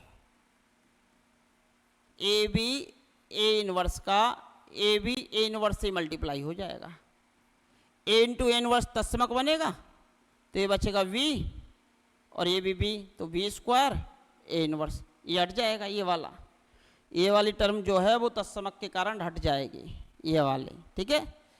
अब यहाँ से फिर से आप किसकी वैल्यू रख देंगे, V की, B स्क्वायर की। B स्क्वायर की वैल्यू कितनी थी, AB A इनवर्स, और पीछे भी क्या है A इनवर्स, तो आगे हो गया A स्क्वायर, बीच में हो गया V, और पीछे हो गया A-2, तो B की घात 4 पे ये बन गया है। अब B की घात 8 कर दो, दोगुना कर दो, यानी कि इसका इसी से मल्टीप्लाई कर दो, A-2 A square V A-2। अब देखिए A-2 से A-2 हट जाएगा, यानी तत्समक के कारण ये वाला हट जाएगा। अब आगे बीच में क्या बन जाएगा, फिर से A स्क्वायर, एक B और एक B स्क्वायर A-2, फिर B स्क्वायर की फिर से वैल्यू रख दो, A स्क्वायर, B स्क्वायर की वैल्यू थी AB A inverse, AB A inverse, और A-2 पीछे लगा हुआ है, तो आगे घात कितनी हो गई, 3 हो गई, V A-3। अब आपने देखा हर बार दोगुना करने पर A आगे पीछे बढ़ रहा है, तो B की घात 16 पे कितना हो जाएगा, A की घात 4 बन जाएंगी, बीच में B रहेगा, A की घात -4 बन जाएगी, आगे पीछे बढ़ रहा है, और b की घात 32 करेंगे, फिर दोगुना कर दो, फिर a की घात 5 बन जाएगी, v है, और फिर a की घात -5 हो जाएगी। अब चूंकि a की घात 5 पे तत्समक बन रहा है, ये हो जाएगा e v e इनवर्स, तो ये बचेगा v। तत्समक की किसी एलिमेंट से ऑपरेशन कराओ, हमेशा वही एलिमेंट आता है। तो v की पावर 32 बराबर v, तो v को उधर ले जाओ तो v की पावर 31 बराबर e हो जाएगा। तो ऑर्डर ऑफ v जो है आपका 31 आ जाएगा। एब्स्ट्रैक्ट अलजेब्रा का प्रश्न है ये, एब्स्ट्रैक्ट अलजेब्रा का प्रश्न है, कई बार आया हुआ है, कुछ बच्चों को तो वैसे ही याद होगा। इसका जो उत्तर है वो आएगा 31, इसका जो उत्तर है वो कितना आ जाएगा 31। Next four best. प्रत्येक चक्र समूह क्रमन में होता है, सही बात है, जो चक्र होगा वो क्रमन में होगा, जो चक्र होता है वो हमेशा कैसा होता है, कम्यूटेटिव होता है। लेकिन कन्वर्स सत्य हो ये कोई जरूरी नहीं है। प्रत्येक क्रमन में समूह चक्र समूह होता है, गलत है। जैसे K4 क्लाइन 4 ग्रुप, K4 क्रमन में है परंतु चक्र नहीं, परंतु चक्र नहीं। चक्र समूह का उपसमूह चक्र होता है, सही बात है। प्रत्येक अभाज्य कोटि का समूह क्रमन में होता है। यदि ऑर्डर ऑफ जी प्राइम है तो हमेशा जी जो है वो होता है चक्र है। और मैंने बताया जो चक्र होता है वो हमेशा कैसा भी होता है, क्रमन में भी होता है। तो ये ऑप्शन नंबर डी भी करेक्ट है। तो इसका जो उत्तर है वो क्या हो जाएगा, जो असत्य पूछा है तो असत्य के कारण हो जाएगा इसका उत्तर option number we. Option number B incorrect है। ठीक है बेटा। Next four best. Abstract algebra की वीडियो मैं डाल दूंगा यूट्यूब के ऊपर, आप आसानी से बारीकी से इन चीज़ों को देख सकते हो।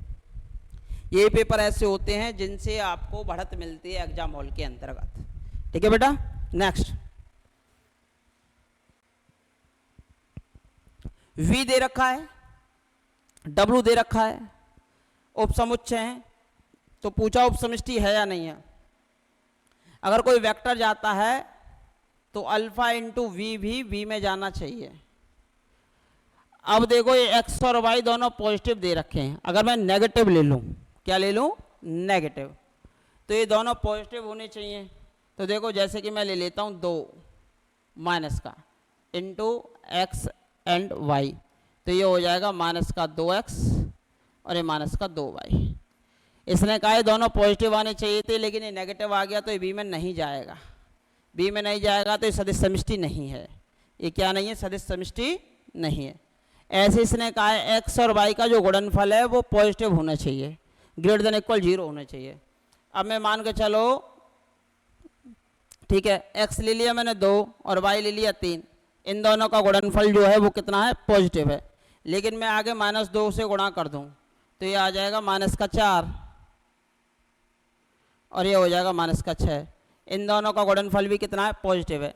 लेकिन एक कंडीशन ऐसी आएगी कि जरूर नहीं है कि पास हो जाए, तो ये कंडीशन भी आपकी फेल हो जाएगी इसी प्रकार से कि एक एलिमेंट को आप ले लेना, दूसरे एलिमेंट से मल्टीप्लाई करना, तो डेफिनेटली जरूर नहीं है कि दोनों का गुणनफल पॉजिटिव ही निकल के आए।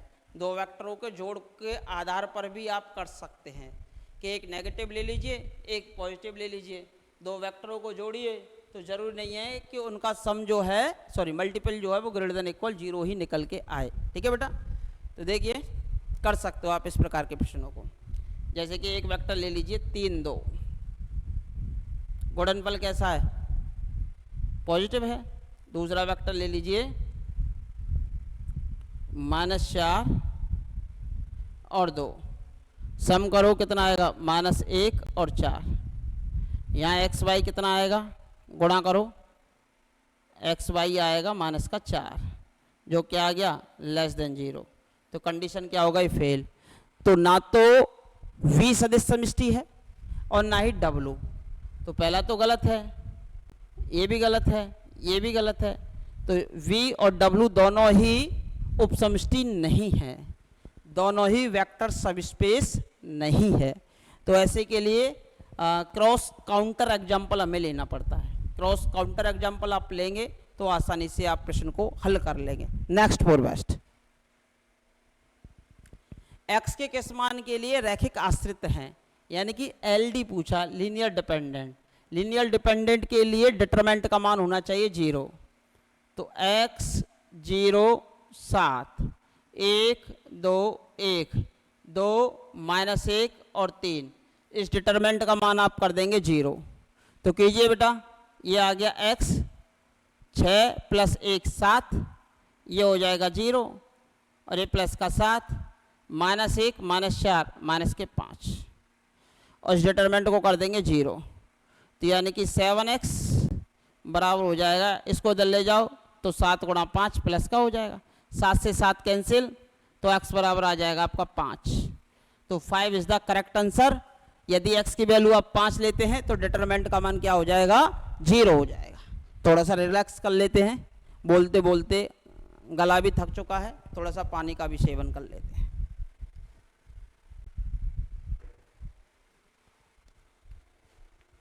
तभी लिखिए, जब तक स्क्रीनशॉट ले लीजिए।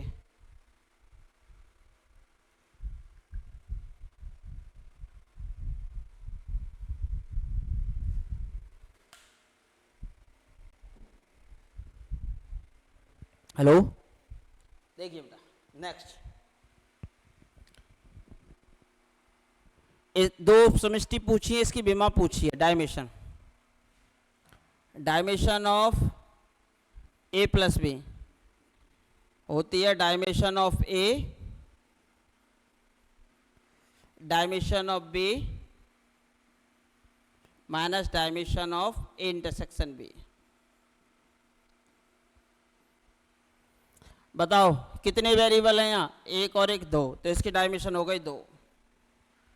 इसमें कितने वेरिएबल हैं, 1 और 1 2, इसकी भी डायमेंशन हो गई 2। इंटरसेक्शन में ये y बीच वाला कॉमन है तो 1 हो गई, तो 4 - 1 = 3। तो डायमेंशन a + b आपकी आ जाएगी कितनी, 3। तो option number D is the correct answer. Option number D is the correct answer. इस प्रश्न का जो उत्तर होगा वो हो जाएगा option number D. Next for best, screenshot ले लीजिए।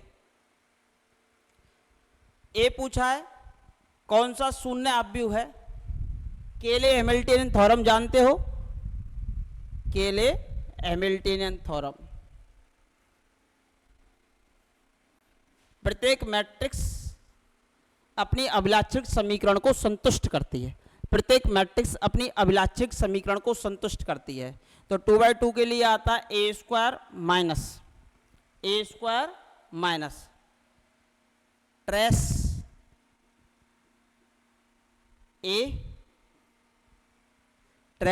a into a plus determinant of a into i बराबर 0।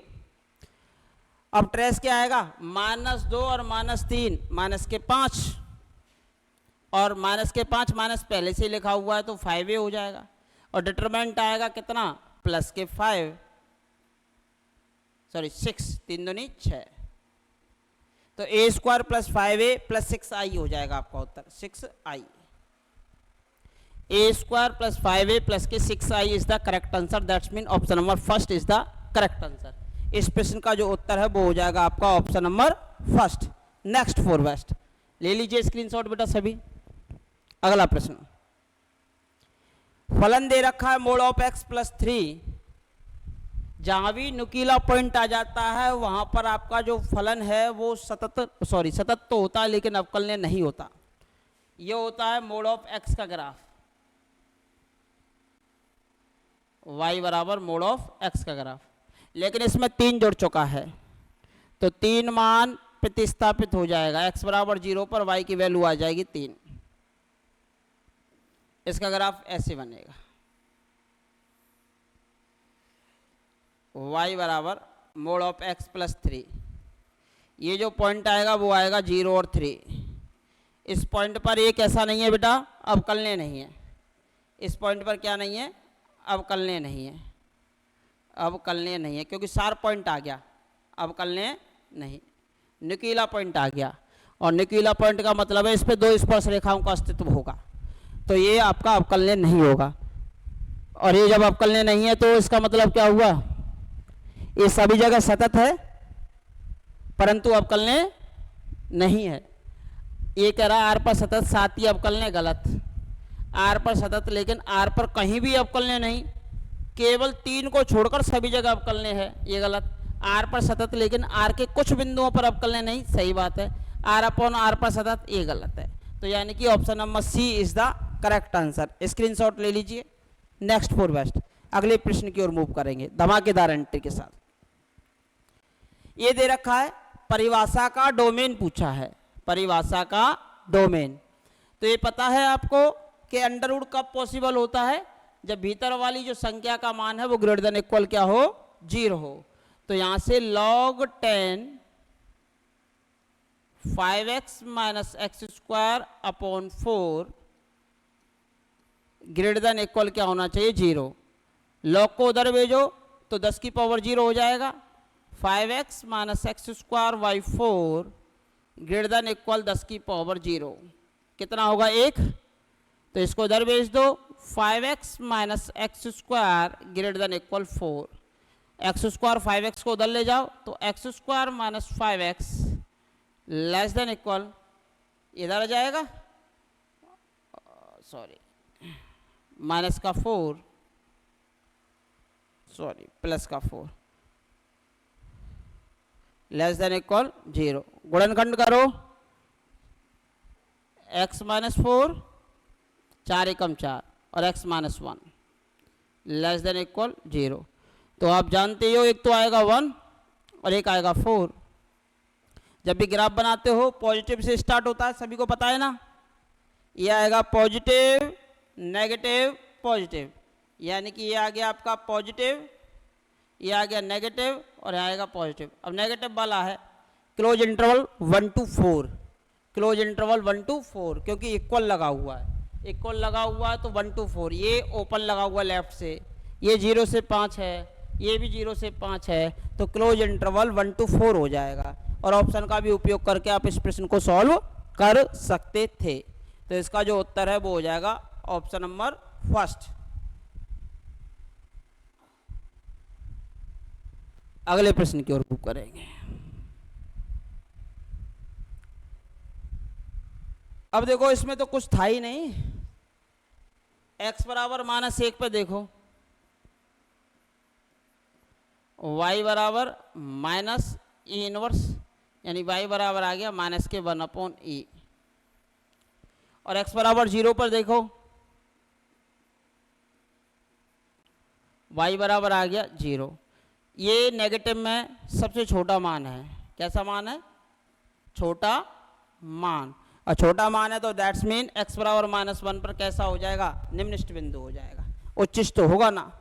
उच्चिष्ट तो होगा ही नहीं क्योंकि नेगेटिव वैल्यू आ रही है। और ये कह रहा उच्चिष्ट बिंदु है, इसकी कोई गारंटी नहीं है। ठीक है, तो -1 पे निम्नलिखित बिंदु हो जाएगा। dy/dx निकाल लो और d2/dx² की वैल्यू पॉजिटिव आएगी। नेक्स्ट,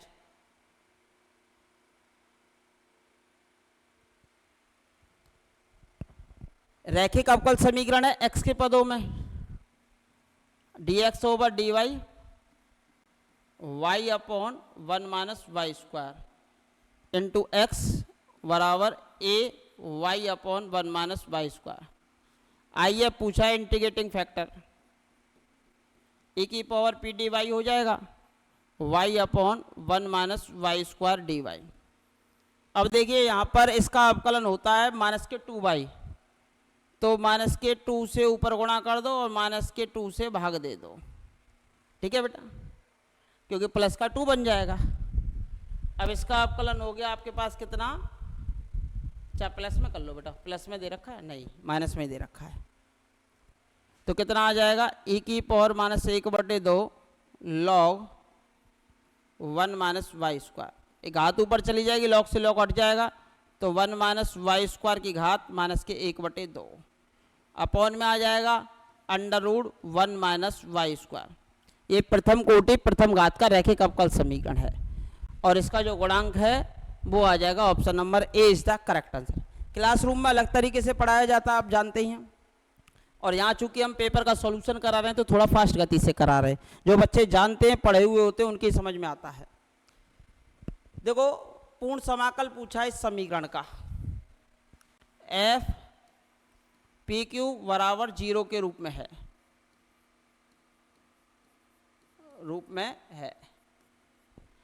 तो z बराबर होता है ax plus b y plus का c, और इसमें हम रख देते हैं p और q के स्थान पर a b, f a b बराबर 0। यहाँ से वैल्यू निकाल देते हैं, तो z बराबर हो गया ax प्लस, अब यहाँ से हमारे पास दे रखा है under root a plus under root v बराबर 1।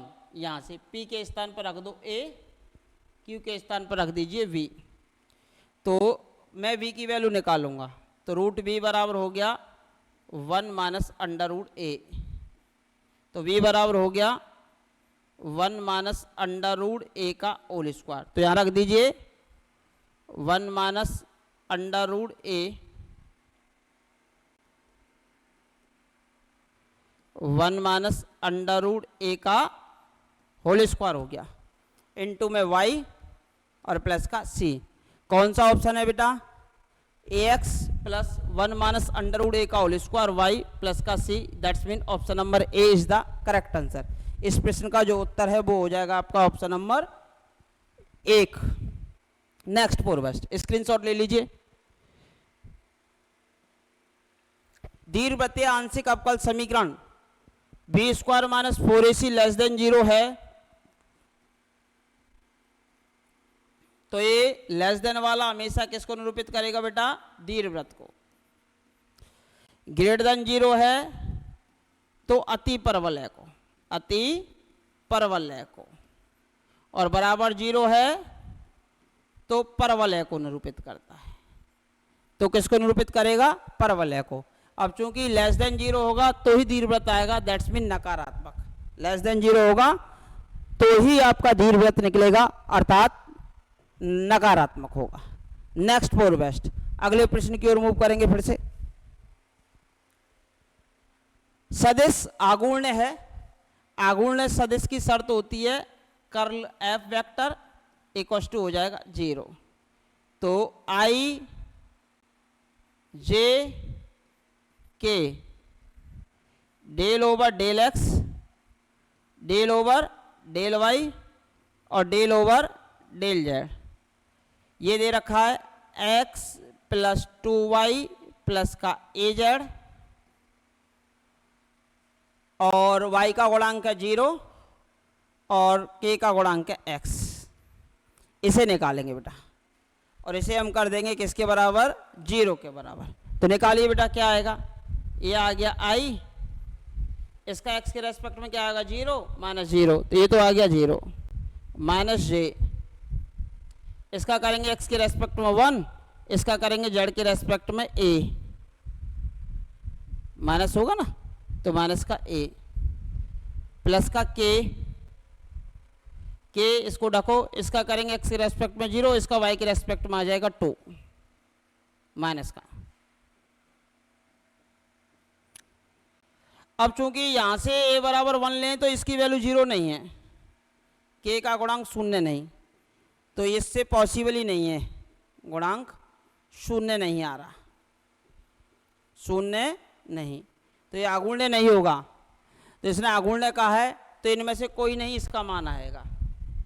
अगर ये 0 आ जाता ना तो a बराबर 1 निकल के आ जाता, अगर ये 0 आ जाता तो a की वैल्यू क्या निकल के आ जाती? 1 निकल के आ जाती, जो कि पॉसिबल ही नहीं है। तो यानी कि ऑप्शन नंबर डी ही करेक्ट होगा, इनमें से कोई नहीं, अदरवाइज a बराबर 1 लगा देते। नेक्स्ट फोर बेस्ट, प्रश्न नंबर अगला। एफ ए से ए प्लस एच पर परिभाषित है, सतत होता है, अवकलनीय होता है, थीटा का अस्तित्व होता है, F A plus H minus F A upon F dash A plus theta H. ये जो होती है वैसे तो किताबें अलग अलग मानती हैं, लेकिन आप बीएससी की किताब खोल के देखेंगे तो ये जो है वो लांगराज का स्टेटमेंट है, बट कुछ किताबों में ये जो है वो टेलर का स्टेटमेंट दे रखा है, तो ये थोड़ा सा अपवाद स्वरूप है, वो एग्जामिनर पे डिपेंड करता है क्या मान रहा है। वैसे ही लांगराज का स्टेटमेंट होता है, लांगराज का दूसरा रूप होता है, बट एग्जामिनर इसको टेलर वाला ही मान लेते हैं, तो इस कारण इसका उत्तर टेलर लगाया जा सकता है। नेक्स्ट, दो फलन है एफ और जी, कंटिन्यूअस है, क्लोज इंटरवल में, ओपन इंटरवल में अवकलनीय है और एफ डैश एक्स बराबर जी डैश एक्स है, तो डेफिनेटली दोनों के डेरिवेटिव बराबर कब आएंगे? जब दोनों में किसी एक नियतांक का क्या होगा? अंतर होगा। सदैव समान होंगे जरूरी नहीं है, कभी समान नहीं होंगे, हो भी सकते हैं। नन ऑफ दीज, क्यों? जब हमारा ऑप्शन नंबर फर्स्ट करेक्ट है तो नन ऑफ दीज ऑप्शन नहीं होगा। ठीक है बेटा, next. Hello hello hello hello hello, आवाज सभी तक आ रही है ना? हेलो, एक मिनट सेल चेंज कर लेते हैं, कहीं फिर डाउटेशन हो।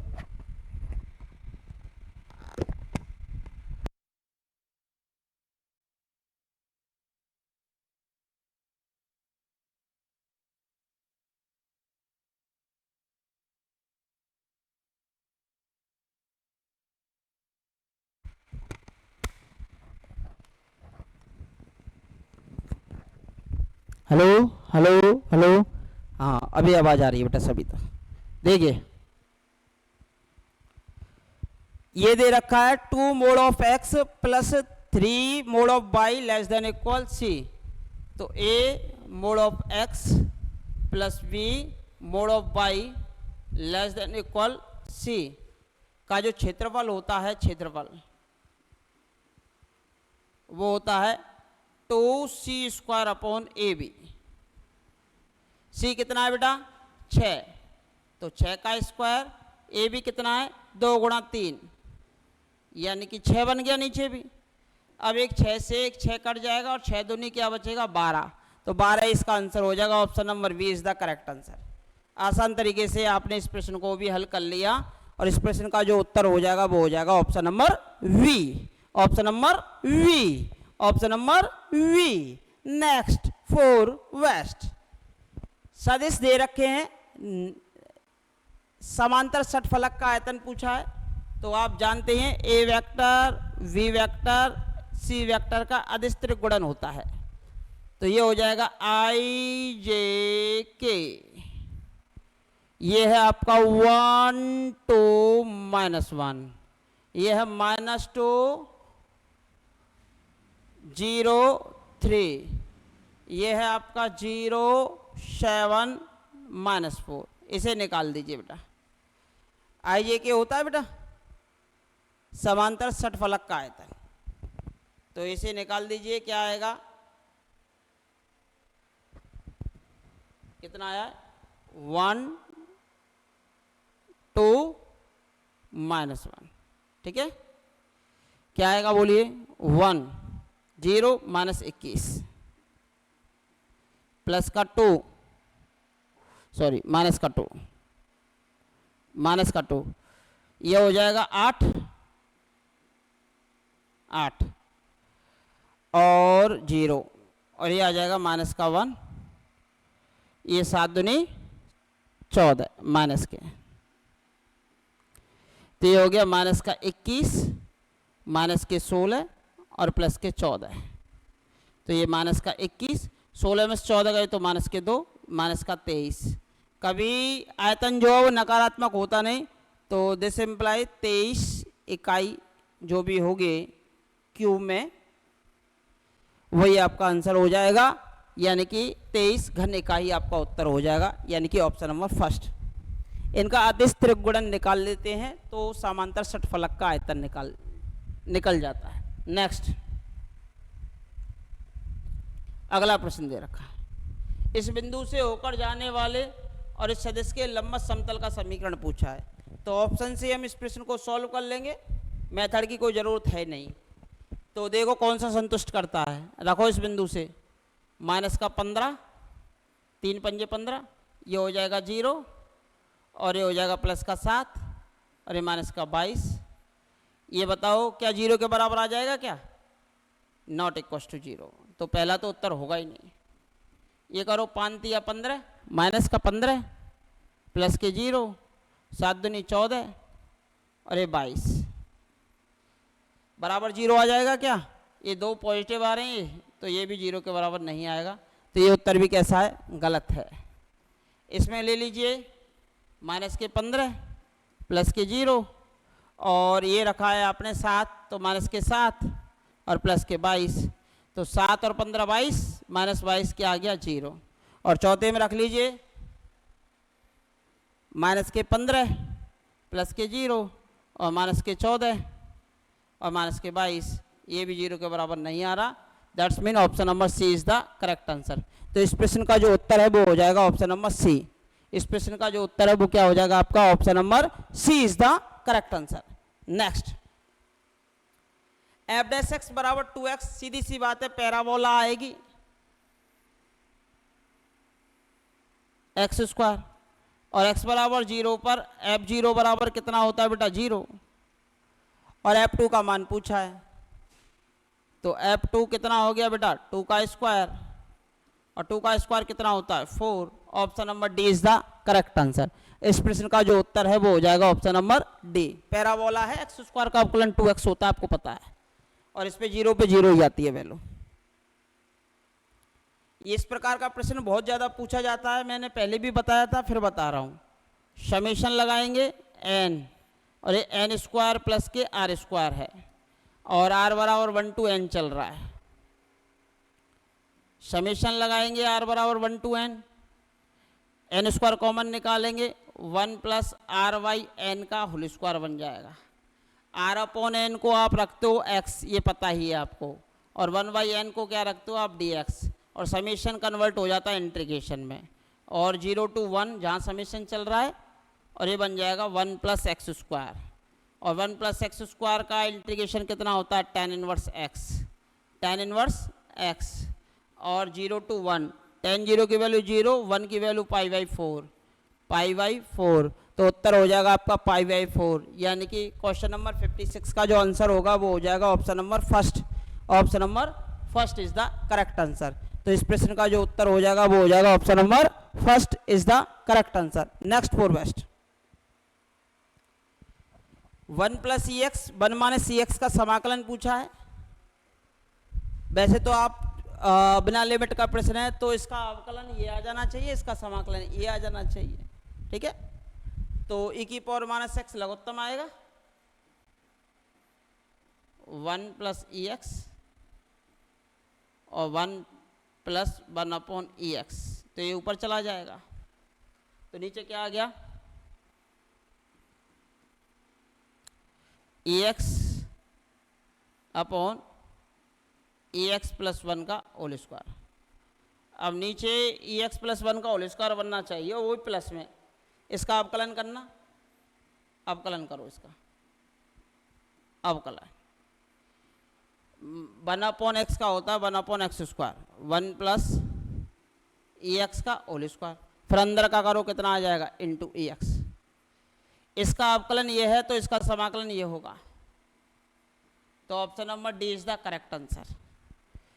Option number D is the correct answer.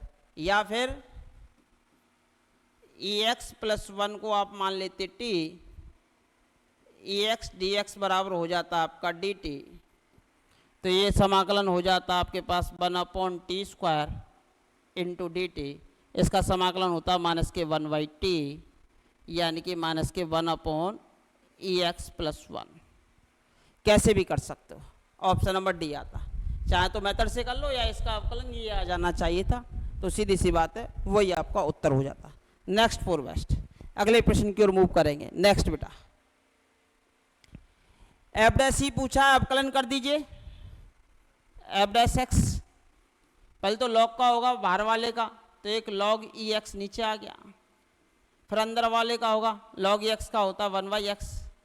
F dash ई की वैल्यू पूछिए, ये हो जाएगा लॉग ई 1 अपॉन ई, इसका मान 1 बाई ई, उत्तर भी आपका आएगा 1 by E. That's mean option number first is the correct answer.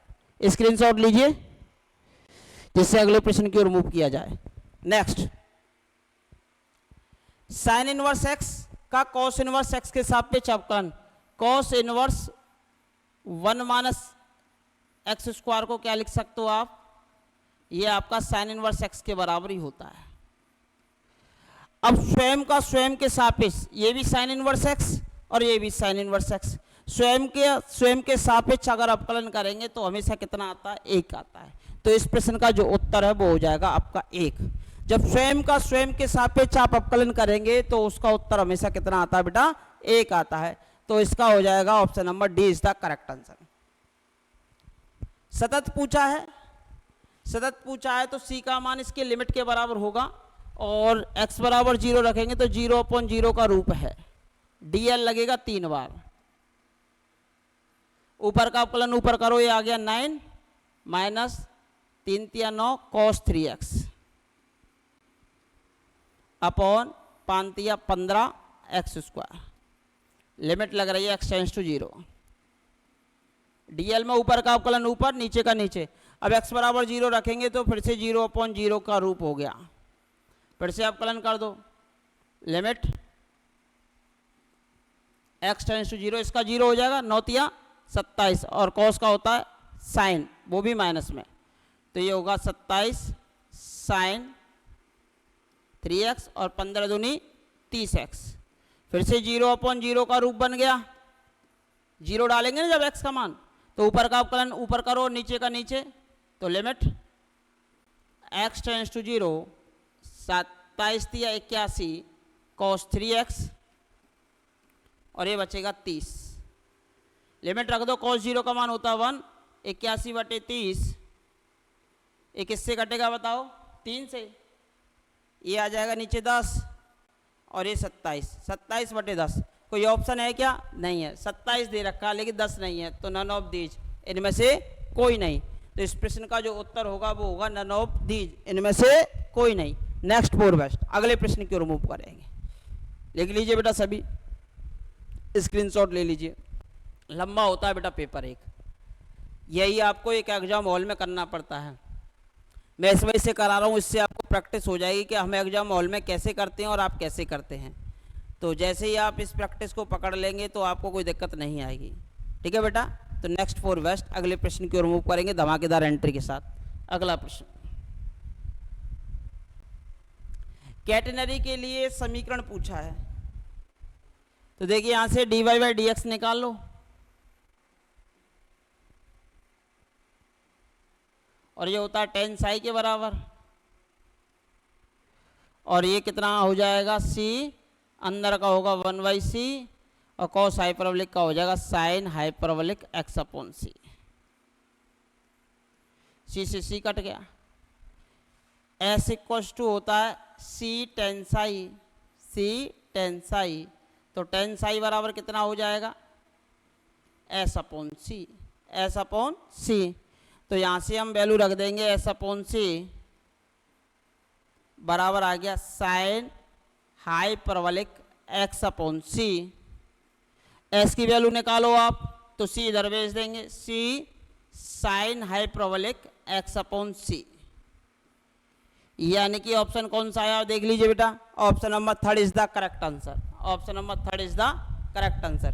तो इस प्रश्न का जो उत्तर है वो हो जाएगा ऑप्शन नंबर 3, क्योंकि एस में पूछा था और एस में और साई में ही रिलेशन होता है ये, तो मुझे साई में परिवर्तित करना था tan में, और तो इसका मुझे अवकलन करना पड़ा।